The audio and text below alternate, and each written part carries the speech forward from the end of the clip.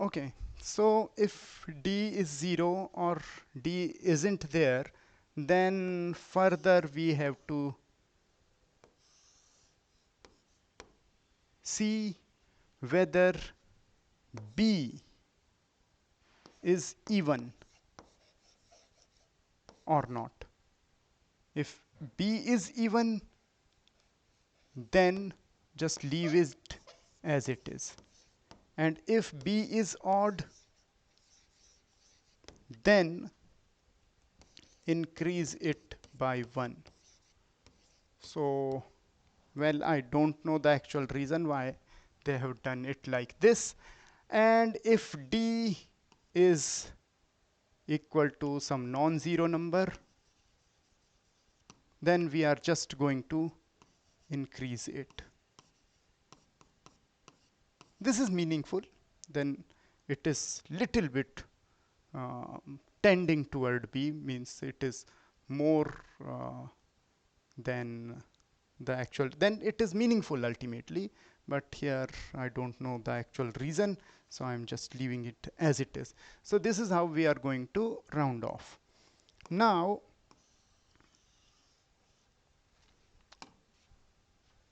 significant figures, addition keeping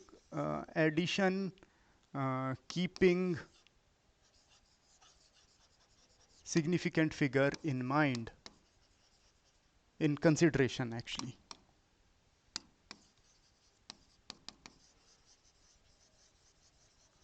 Okay, so here if we have some observations, some values to add,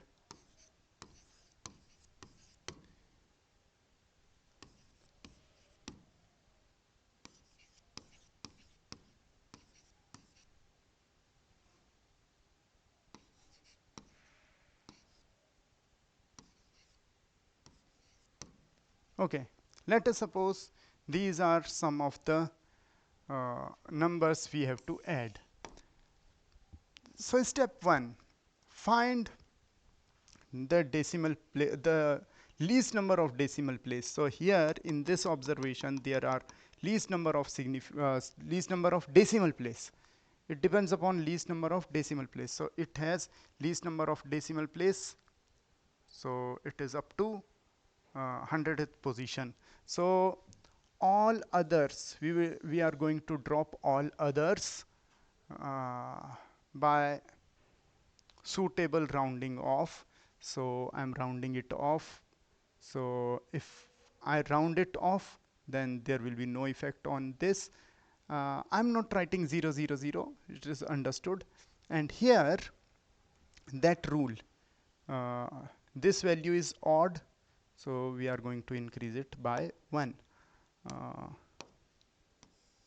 now it is 6, and it is 0. So this is done. So already I have drawn this line, so it means now I have nothing to do with these numbers. So see, this is, you have to be careful about, means in the question, in some of the question they can give some decimal number up to very large values. So what you have to do, you have to find least number of decimal place for addition as well as for subtraction also. Subtraction can't be of 3 numbers, so it will be of 2 numbers. So I'm not giving the example of that. uh, that will be done accordingly, means least number of decimal places, and you can do it like that. Okay, so once again, here it is, it will be 16, then 13, then 6 decimal is there, 7, 5. This will be the final answer. That's all. But in the case of multiplication and division, we follow for multiply and division, we follow the least number of significant figure, least number of significant figures. Uh, Let me give you an example. You know E equal to mc square. So you should know this thing, and later on you will be using it in class 12th in nuclear physics and all. So 1 atom mass unit is equal to 1 atom mass unit. You can read about it separately. 931 mega electron volt per c square. It will get multiplied here, so 1 atom mass unit will generate this much amount of energy. So let us suppose if there is a mass given, let us suppose I want to measure, uh, they have given us mass of carbon 12 nuclei, which is 12.000000. You might wonder, you might laugh at it. So actually this shows that it is resolved up to 6 decimal places. There are 8 significant figures here, and there are 3 significant figures here. Okay, so what are we going to do? We are just going to multiply this with this. I have chosen this easy question in order to uh, make calculation easy. So 12 ones are 12, 12 threes are 36, 37, 108, 111. So here it is, and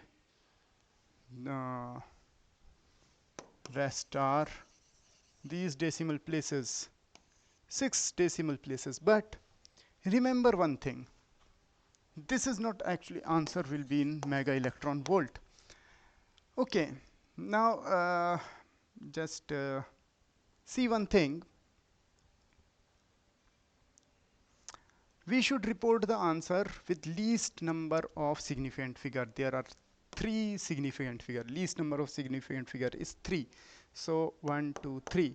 Rest of it we have to round it off, and we don't bother about these zeros now. So now, in fact, this decimal is not important now. 0, 0, and it will be increased by 2, 1, 1. That will be the mega electron volt, or more scientific notation, 1.12 into 10 to the power 4 mega electron volt. That will be the much better way to express the answer.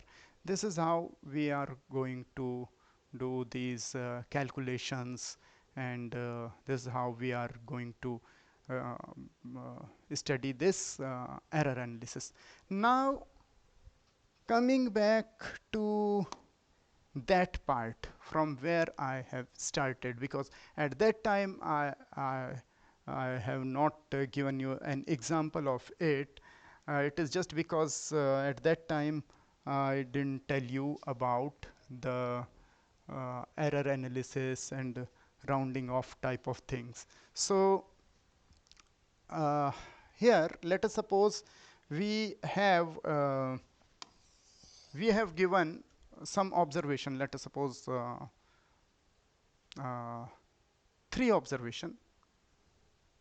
I'm taking lesser number to avoid uh, workload. I'm doing it smartly, but maybe in the exam they will give 5 or 6 or more than that.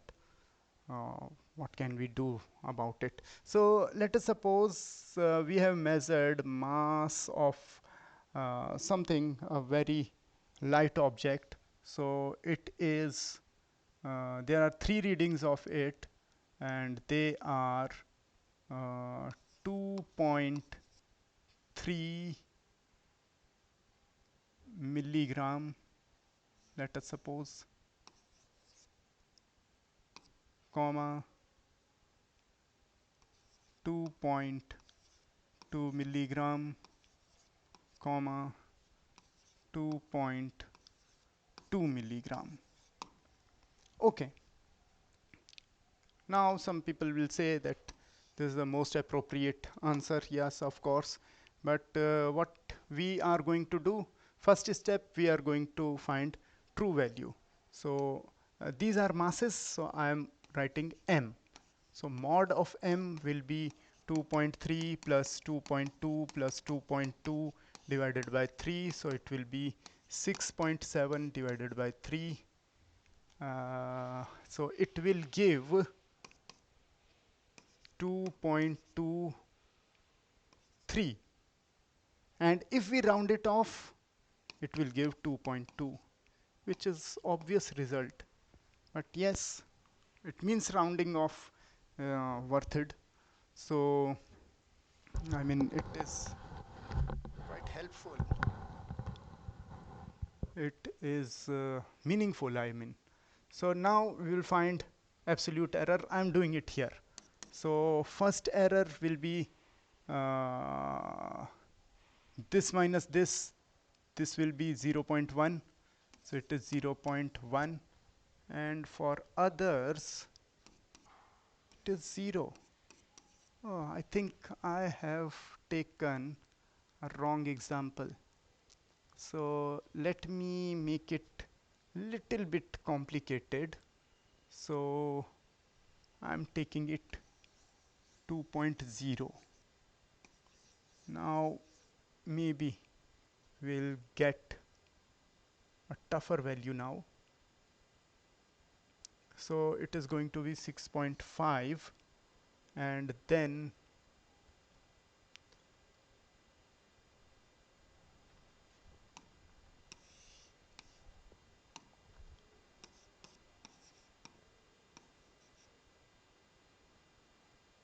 oh, still it is 2.2 because of rounding off. Okay, but now few things will get changed, like last one.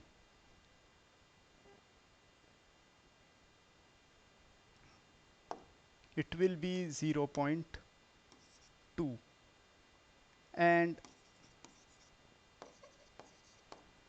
the mean absolute error will be, add them, 0.3 divided by 3, it will be 0.1 milligram.